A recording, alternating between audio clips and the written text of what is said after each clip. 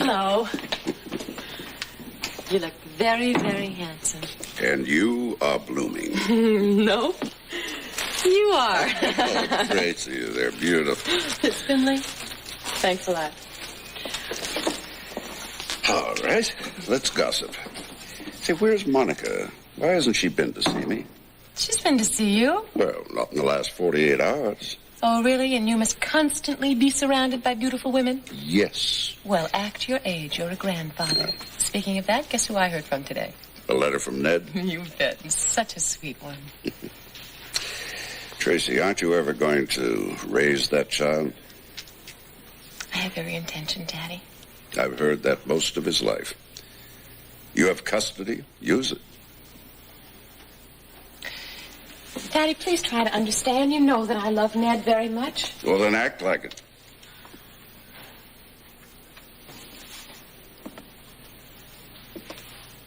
You know, I wouldn't say this to anyone but you. And if you tell anybody, I'll never speak to you again. Have I ever broken a confidence with you, Tracy? You're the only one who hasn't, Daddy. All right. Then tell me what you're feeling. I've never been very successful with men. I've noticed it. Daddy, it's different with Mitch. And I know when we're married, I'll have a much better chance to really raise Ned well. Meanwhile, your son hardly knows you. Don't nag. You'll never find Monica being an absentee mother. I'm sure not. She's certainly being absent during my visiting hours. We ought to call the house and find out what's going on. This isn't like Monica or Alan. Oh, Daddy, don't bother. Maybe they just had a golden opportunity to sleep in. Was Monica feeling all right? As well as can be expected. What does that mean? She's having morning sickness or what?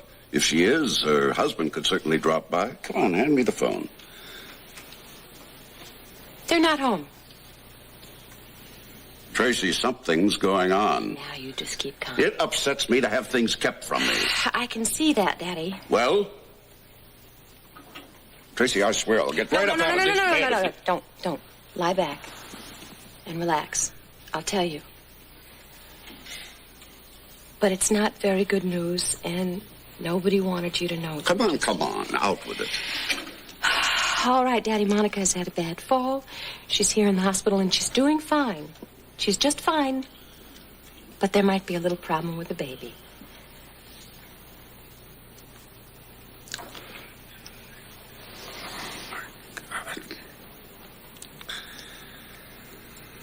Oh, I feel so old. Daddy, it's just fate. Fate can take a flying leap. I want that baby. I'm sure if Monica loses this one, she'll find a way to present you with another. I may not be around. I want this baby. It's a Quartermaine. Is that why you've never been particularly excited about Ned? You're the one who's never been that excited about Ned. This may be my only chance to know there's a Quartermaine child to carry on the family name. Rick, why didn't you tell me about Monica?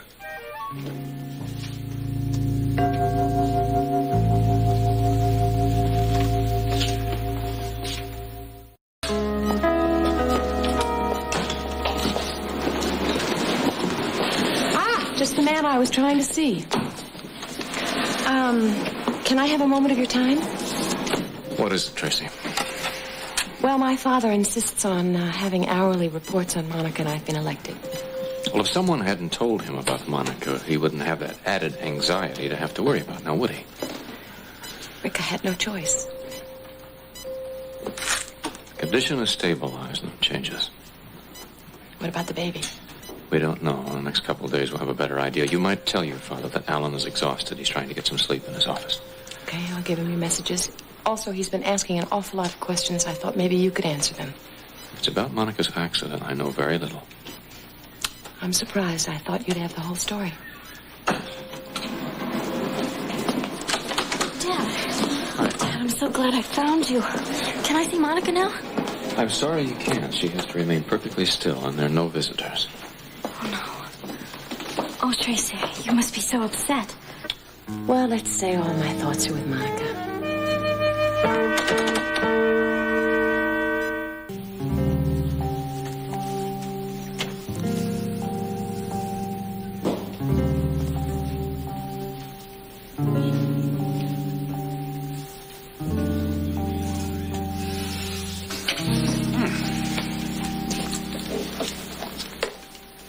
Rick, I could see that you were very angry with Tracy this morning, so I want to set things straight. I forced Tracy to tell me about Monica. All right, Edward. So don't be hard on her. I'll try my best not to. Now, you are progressing very well. I'm grateful. I'm in no mood to hear about my condition. I want news of Monica. The bleeding has stopped, and she's in no immediate danger. And the baby? We're monitoring the baby continually. There's a little erratic heartbeat. Is that dangerous? We hope not. It can be expected in an accident of this kind. Well, what's the prognosis? Edward, I wish I could tell you. Monica's very strong, and she's bound and determined to hold that baby. Can't you do something? Edward, we are doing everything humanly possible. Alan is physically and emotionally exhausted between you and Monica. He's getting some rest. He'll be in to see you just as soon as he wakes up. Rick, what do you know about that accident? Very little. Puzzles me. Monica's not a careless woman. No, she isn't. Edward, I'll see you again tomorrow morning. Rick. Edward, I don't want you getting upset. Well, please. I will be more upset lying here wondering what happened. She fell down the stairs at the house. Yes, I know all that, but why did she fall? No, her husband was there with her, wasn't he? From what did Alan tell you? Edward, I'm told that he reached out, he tried to stop her from falling, and he missed her. Was, Tracy in the house? No. Oh, thank God for that. Why do you say that? If she had been there, I would have wondered if... Wondered what? I've been worried about Tracy's feelings ever since Monica told us that she was pregnant. You see, the two of them have never been friends.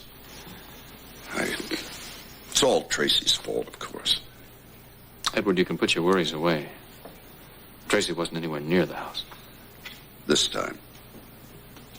As much as I love my daughter, Rick, I'm not blind. See, it would be better for Tracy if Monica never has this child.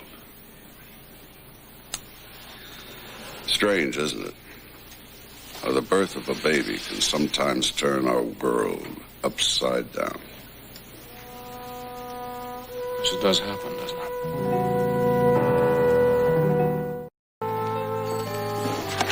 Rick, I'm glad I caught you. I was just checking out. Can you spare a minute? Sure, why don't we sit down? All right. I've been keeping a close check on Monica. I wish I had better news to report. You know, I've been so worried about her, I've hardly had a chance to think about the impact of the lawsuit. Yeah, I guess so. I suppose no one knows what she and Alan have decided to do on the Krikorian situation. I suppose not. Alan hasn't said anything to you? No, Steve, his mind is on Monica and the baby. Have you given it any thought? Very little. We're pressed for time, Rick. Do you think you could do it right now with me? All right, Steve. I'm not going to change my mind. I cannot settle out of court no matter what the hospital does. I know that was your opinion yesterday, but this is today. I'm not going to tell you what to do, but things have changed. With the board? No. The board and Lee are exactly where we left them. I'm thinking of Monica. See, with what's happened, there's no way that I can ask for Monica's support. I thought you'd feel that way. I'm sure you know me well enough to realize that there's no way I would hurt Monica or ask her to go out on a limb for me on my benefit at this time. And I thought you'd say that, too. You won't pressure her for help. So where the hell does that put you? In a court of law with absolutely no one on my side. Well, I'm glad you realized that at last. Not going to make any difference. Of course, you're wrong about one thing. What's that? If you do go into court, you'll have at least one person to support you. Thank you, Steve.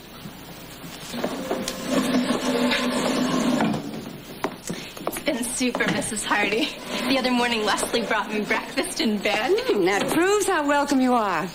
And I'm so grateful I had a chance to get to know Scotty. I've never had a brother before. Or any relatives, for that matter. Oh, I'd say you'd found a whole new clan.